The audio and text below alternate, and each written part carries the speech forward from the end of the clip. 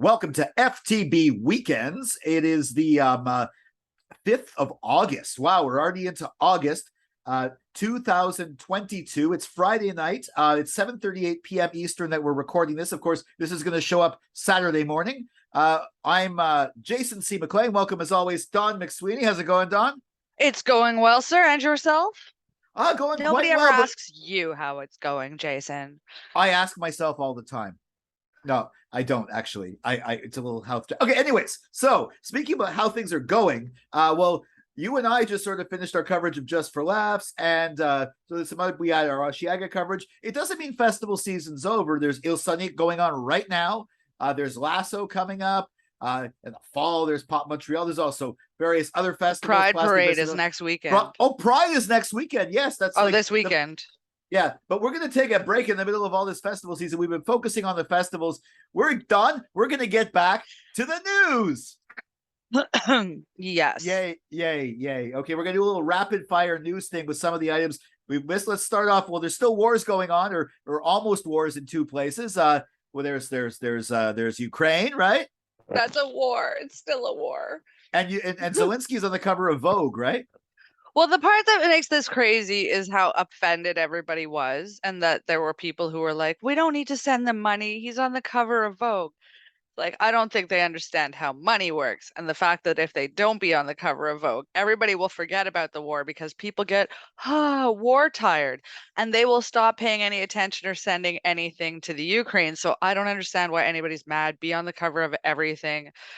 Post your speeches on Pornhub. Do what you got to do, bro. Well, yeah, that's actually a very interesting political tactic. Like, for example, I remember, like, I think it was Boris Johnson. It was like blonde daddy screws millions of people at the same time when he was giving some speech about something. I don't remember which politician it was, but they posted it on Pornhub like that. Also, Speaker of the House of Representatives in the U.S., Nancy Pelosi, landed in Taiwan, and the Chinese took that excellently. They were very happy. No, they weren't. Yeah, they broke off talks with the U.S. They started doing war games exercises. They actually breached the airspace for a while. Yeah, not exactly taking that too well. It's messy, man. Like, and I know, well, listen, we're just subject to different propaganda, we could say, from one perspective, but on the other perspective, that's like so sketchy and controlling, man, to be like, no, that country is still technically our country somehow, and we're going to assimilate it back to the motherland.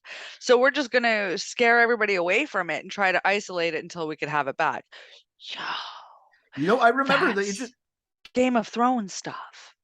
Yeah, but it's also been going on for a while. I remember from 2000, there was a 2004, I believe, episode of The West Wing, where the whole thing was the president accidentally accepted a Taiwanese independence flag, and China was upset, and this and that. And they were talking about this. This was a major hot button thing in 2004. And I think in earlier, like a 2000 episode or something.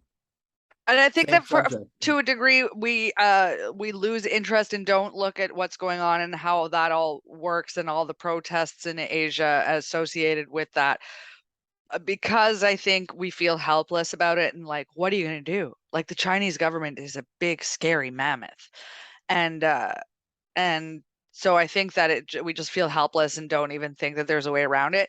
All the more reason to be paying attention to Ukraine, which seems like we might be able to do it. But even right now, I heard that they were saying Putin's really kind of just counting on everybody to get fatigued out of it while they still have weapons. Like, they're in it for it's like the new 2.0 long haul, where they're just like, everybody's going to get bored and stop sending you guys stuff, and we will just keep throwing everything at this. Yeah, it's sad. Wars going on. Yeah, but hopefully it'll end. Hopefully things will smooth over. But I mean, people like with Taiwan, people have been talking about that for decades. But I think Pelosi actually setting down there, that is a bold step. It's wild and bold. If Biden had done, if the president or the vice president had done it, there might have been actual like weapons fire. But the fact that it was just the Speaker of the House, who's like, I think third in the line for the presidency, or something like I believe. That. Like, am I wrong? Yeah. Yeah, that's still pretty important. That's a pretty important American political figure, regardless of what you think of Nancy Pelosi personally. Yeah. But that covers international and U.S. and Canada. Pierre, I didn't look up how to pronounce it. Poilievre? I think so.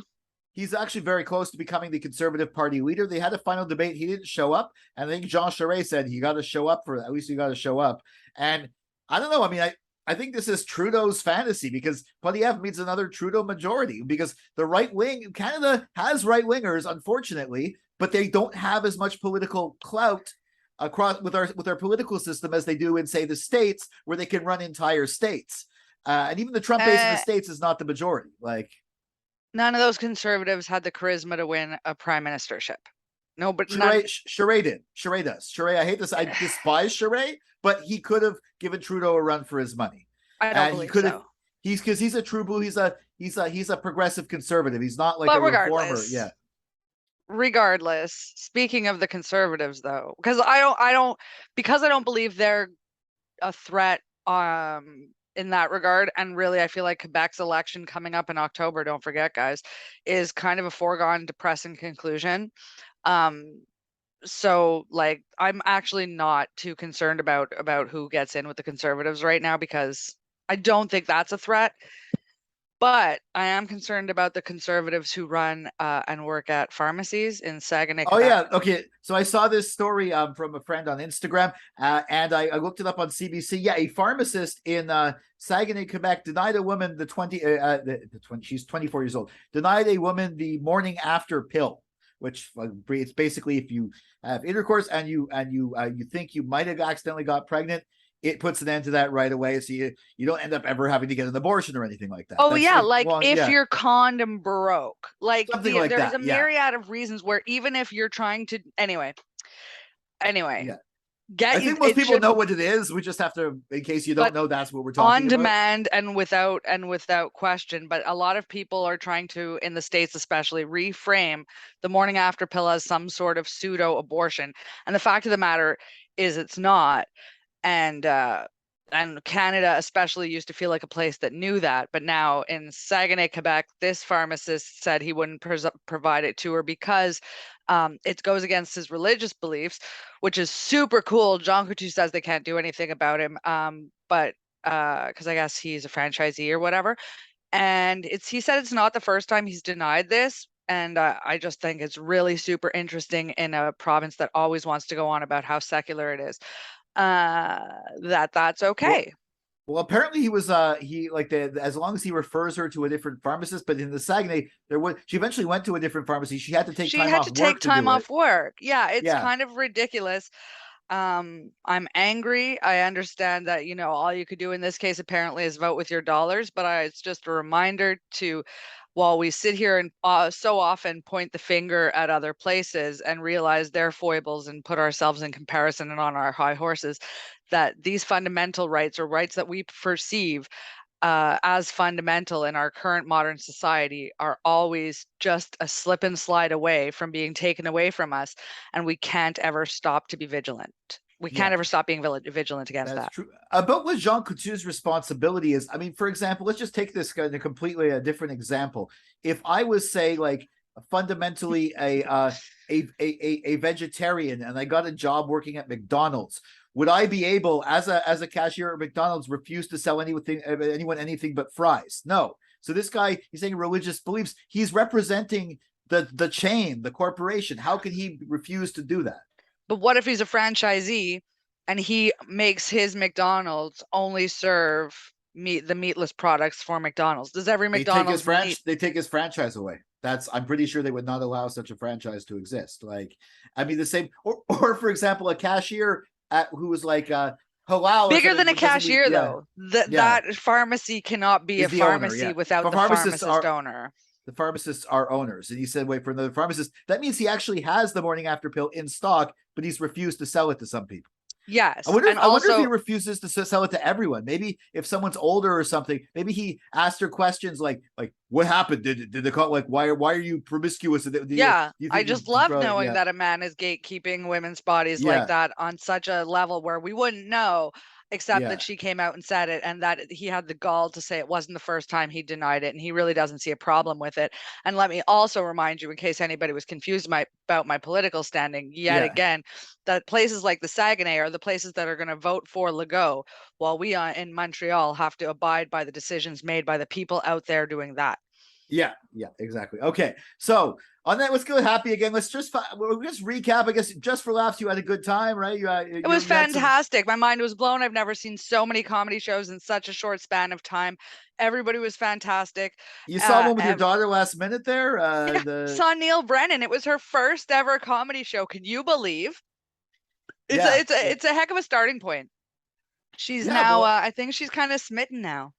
Yeah, well, I mean, it's a whole experience going when it looks like it does on TV. There's like you have the music and you get used to it after a while. But yeah, his didn't. It was like a one-man show. It was very beautifully staged. It was very, it was. They do a land acknowledgement at the beginning of every Just for Laughs show too, everyone, which is kind of interesting. Everyone, and they make it related to comedy too, like on the land where we laugh and this and that. And as Neil pointed out during his set, I'm sure that makes everything okay now. Yeah, well, the one I saw, Tommy Tiernan made some comment. He's like, oh, that was wonderful lip service, as long as, but as long as they don't ask us for money, right? Like that, something like that. Like, pretty much that. Space, services, autonomy. Yeah. Okay. Anyways, yeah. So I guess that's our little news wrap up. We're gonna probably get back to festivals, more news later. But I hope you have a good weekend, Don. I follow at McMoxie on Twitter and Instagram for Don, at Jason C. McLean on Twitter and Instagram for me. Forget the box. Forget the blog. Yeah, if you're watching this on YouTube, click like, share, follow us on YouTube at Forget the Blog. No. If you're on Facebook, click like, follow us on our Facebook page, get notifications on our content. Share, YouTube, tell your friends. Share, tell your friends. YouTube, smash that like button, subscribe, ring the bell for notifications, and of course, at Twitter at Forget the Box as well, to Instagram at Forget the Box. And for daily content, please make sure you check out forgetthebox.net. We'll catch you next week for another FTB weekend.